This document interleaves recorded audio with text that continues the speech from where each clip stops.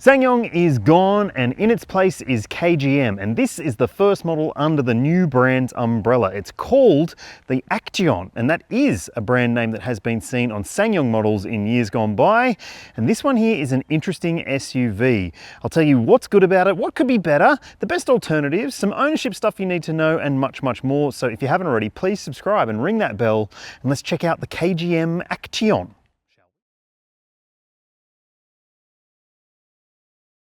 The KGM Actyon is an interesting choice no matter which way you look at it, and the styling is not just the reason that it's interesting, because, well, it is kind of interesting to look at, but there's some really interesting pricing to consider with this vehicle. It is, let's say, lofty and ambitious compared to some of the mainstream brands out there that you might be also considering. I've got some great alternatives coming up in the next section of this video, but there are two different versions of the Actyon available, starting off with the K50 as it's known, and it starts at $47,000 drive away, and we're talking front wheel drive turbo petrol, no all-wheel drive, no hybrid, nothing like that. So straight off the bat seems a little bit high, but let's talk about what you're getting as standard. And you are getting plenty of standard spec and tech for the money. 20-inch alloy wheels, LED headlamps, you've got automatic high beam, a hands-free power tailgate, heated and power folding exterior mirrors, rear privacy glass. There's also a 12.3-inch digital instrument cluster, a 12.3-inch touchscreen media system with Apple CarPlay and Android Auto, not wireless though. You've got a heated steering wheel. You've also got quilted Napa leather trim on the inside, heated and ventilated front seats. There's power adjustment for the driver's seat. There's also heated outboard rear seats, and there's ambient lighting, lots of really good tech inside, dual zone climate control and more. And then if you want everything you could possibly get in your KGM Actyon, this is the one. It's the K60. It adds $3 grand to the price, so yeah, this is $50,000 drive away for non-ABN holders. If you do hold an ABN, you can get a bit of a discount, but it also adds some extra features, this K60 version, including a panoramic glass roof. You've got a surround view camera system, which is really good.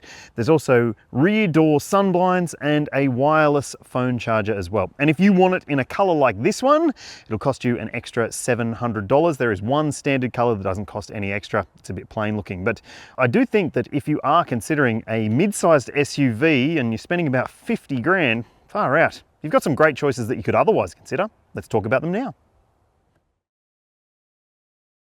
Straight off the bat, you could be looking at a Toyota RAV4, a Subaru Forester, a Hyundai Tucson, a Kia Sportage, or any of the other mid-sized players in the market, which start at a lower price point, have different powertrain technology. Lots of them have hybrid and plug-in hybrid. You can get a BYD Sea Lion 6 with plug-in hybrid tech for less money than this car and not feel like you're getting shortchanged. And honestly, that's the biggest challenge for this vehicle. But let me tell you a few alternatives that I think you should cross-shop if you are thinking that 50 grand or so for a challenger brand is not too much. Firstly, the Jaecoo J8 would be one I would recommend you go and have a look at.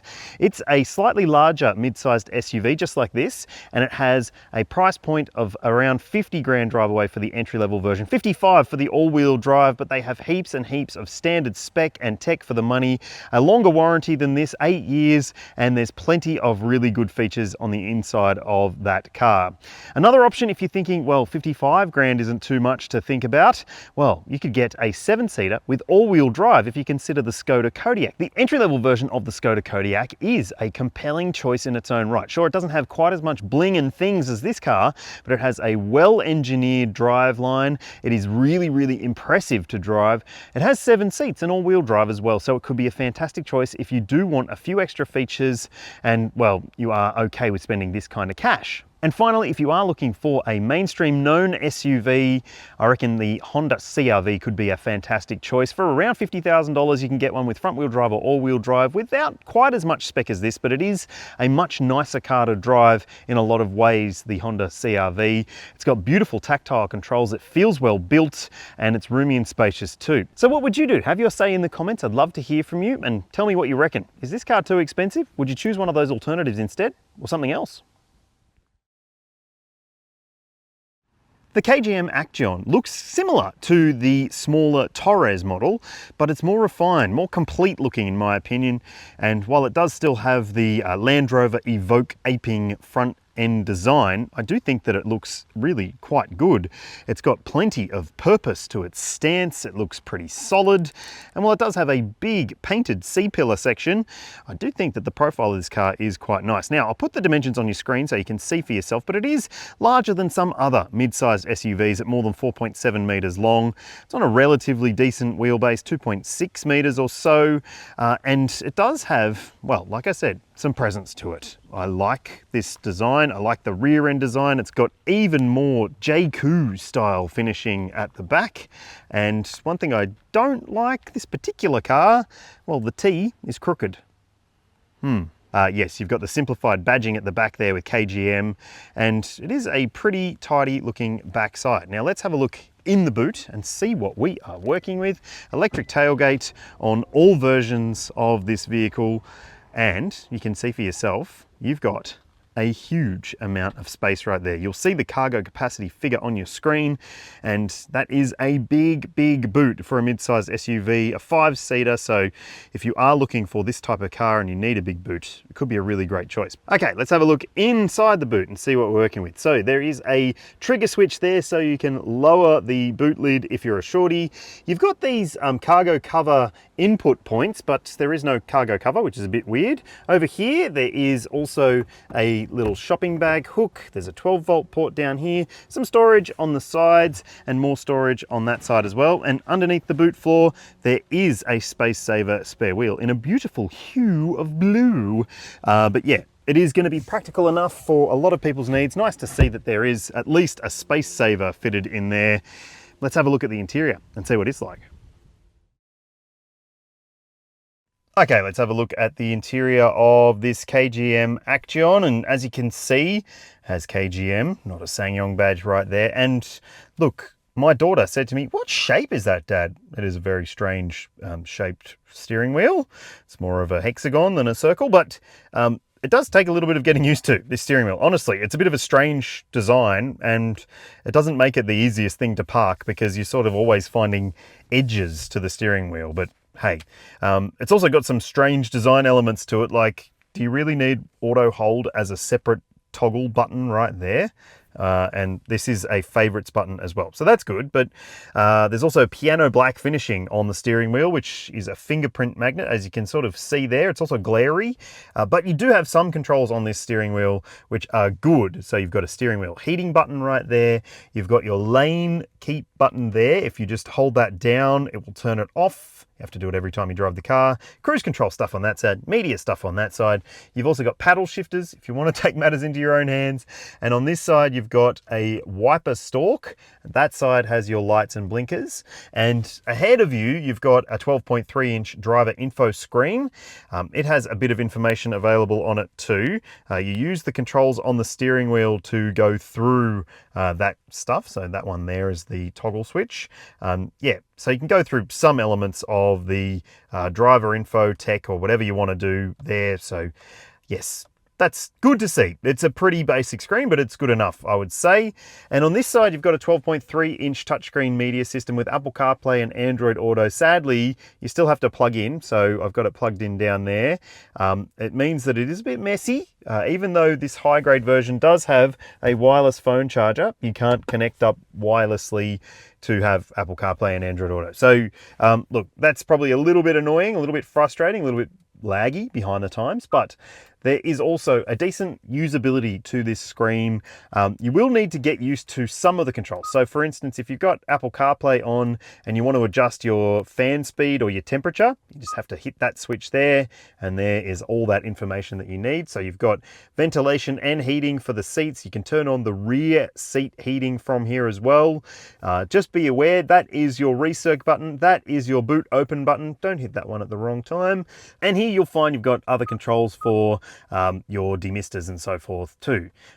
Yes, it's okay, I would say, but you just tap it to go back to the mobile screen. And on the home screen, you've got a few other menus there, but it's not overly info rich, you can pull that across, so you've got a split screen effect, which is actually pretty handy.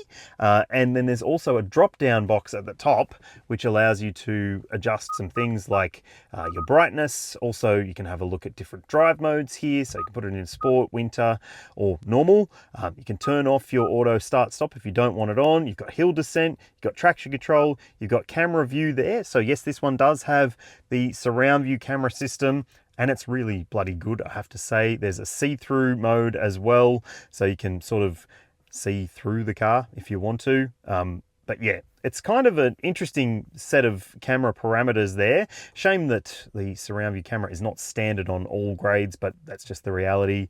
And you can go into other car settings using the shortcut there too. So look, the screen is okay, I would say. There is a bit of configurability to it, and thankfully you don't have to dive deep into safety systems to turn stuff off, because largely the safety tech is pretty agreeable, I would say. And the design in here is actually pretty agreeable, I would say, as well. I do like the red stitching. It does add a bit of panache to the cab, and you've also got this red stitching on these Nappa leather seats. So you've got electric passenger and driver's seat adjust. You can adjust the passenger seat forwards using those toggles if you need to allow more space in the back. And yeah, they're pretty comfy. They are a bit hard, a bit firm feeling, but maybe they will yield over time. You've got a sort of neoprene style finish on the door cards, some more shiny blacks. You've also got there decent sized bottle holders, a decent sized glove box, some ambient light across the dash there, a wood trim panel finish, auto dimming rear vision mirror, and up here you've got some controls for your shade for the sunroof, and you can also open the sunroof if you wish using this button up here. There we go. Yep, if you actually want to open the sunroof, you can actually open the sunroof. Like some other cars just have glass roofs, but this one acts as a semi-convertible, you might say. So look, between the seats, you've also got your gear selector here. It's one of those toggle ones with a push park button, and you've got an electronic park brake there as well. Bottle holders here. You've got a decent sort of storage tray down there, as well as the USB ports. There's that wireless phone charger I mentioned. There's a decent center console bin too, and this carbony finish is interesting. This is a nice textured finish, but it might get a little bit rough on your elbows if they're sensitive. Now, let's have a look in the back seat and see what the space is like for this larger than average mid-sized SUV. Okay, this seat is set for my driving position. I'm 182 centimeters, 6 foot tall, and I've got inches of space in front of my knees, lots and lots of foot wiggle room. And when it comes to the headspace, well, it's also pretty good, I've got to say. Maybe if you have really long torso, tall teenagers that you take places with you, it might not be ideal, but you've got overhead grab handles, you've got a light up there, a little hook for a coat, there's another little coat section here, and you've also got these retractable sun blinds in the high grade version. So they are very, very nifty if you are taking kiddos with you. I would say that they will appreciate that a lot. And they might also appreciate the storage options here, because you've got a phone pocket, mat pockets, there's bottle holders in the doors. You've also got your rear seat heating controls on the doors there. And down here you'll see directional air vents, which is great. A couple of USB-C ports for charging up, some extra storage caddies. There is a bit of a transmission tunnel intrusion, but it's not too bad. And when it comes to the rear seat accommodation, well, the seat is pretty comfy, I've got to say. You can easily fit a child seat in. ISO fixed points in the window seats, 3 top tethers as well, and room to spare for kids to kick away. Those are nice hard kickbacks for that purpose. And you've got a flip down armrest with cup holders as well. So the back seat experience is pretty promising, and so is the front. Right, let's keep going. Talk about the powertrain, shall we? Lots of other new SUVs in the segment have electrification, hybrid tech, whatever it may be, and even all-wheel drive, but this one doesn't. It's a pretty basic offering, I have to say. For the money that's being asked, you're getting a 1.5 litre turbocharged 4-cylinder petrol engine with modest outputs, 125 kilowatts, 280 newton meters. Sure, that's okay, but it's still only good for a 0 to 100 of 10.8 seconds. And it comes as standard with a 6-speed automatic transmission from Aisin, and it is only available available with front-wheel drive. So there are some considerations there, clearly, when it comes to this car and whether it's going to be right for your needs. And I'll put the towing capacity on your screen now, and you'll be able to see whether it does enough of that for your requirements too. But yeah, bit behind the times, let's say. Now, let's go drive it and see if it has some redeeming characteristics on the road. Okay, let's go drive this Actyon. Now, straight off the bat, there's some things I want to call out. Firstly, the shifter is frustrating in this car. You have to really push it into reverse or down into drive when you're trying to do a maneuver, and you can easily, mistakenly, not do it far enough. So for instance, I'm just going to do it right here. If I just quickly try and flick it into reverse, it just goes to neutral.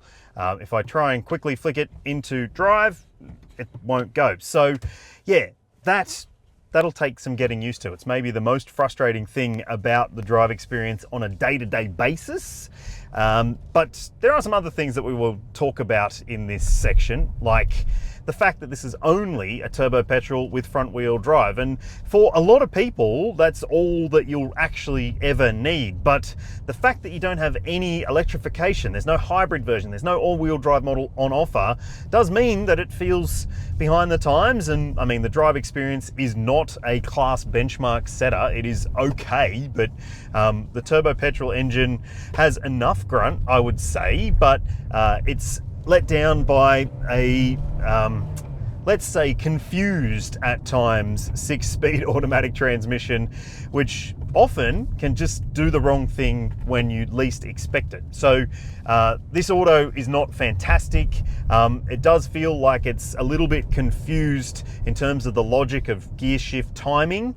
Now this engine, it does have a bit of lag to contend with. Part of that is the transmission, but also the engine.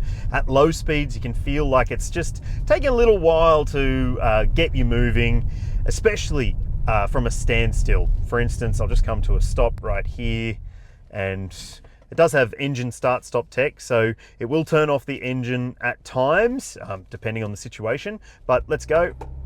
Bit of lag, and whoa, whoosh, we're away. So yeah, it's a bit of an interesting experience. Not the most refined powertrain, not by any stretch. Now the steering wheel, as I mentioned in the interior section, is a peculiarity as well. It is quite large, quite oddly shaped, and can be difficult to maneuver as a result of those two things, especially when you're doing low speed maneuvers and you're parking or something like that. Yeah, can take some getting used to, and it's a bit of a strange thing to hang on to as well. The steering responsiveness, it's not excellent. It's okay, but it doesn't necessarily have the most trustworthy feel to the way it reacts to inputs and so forth.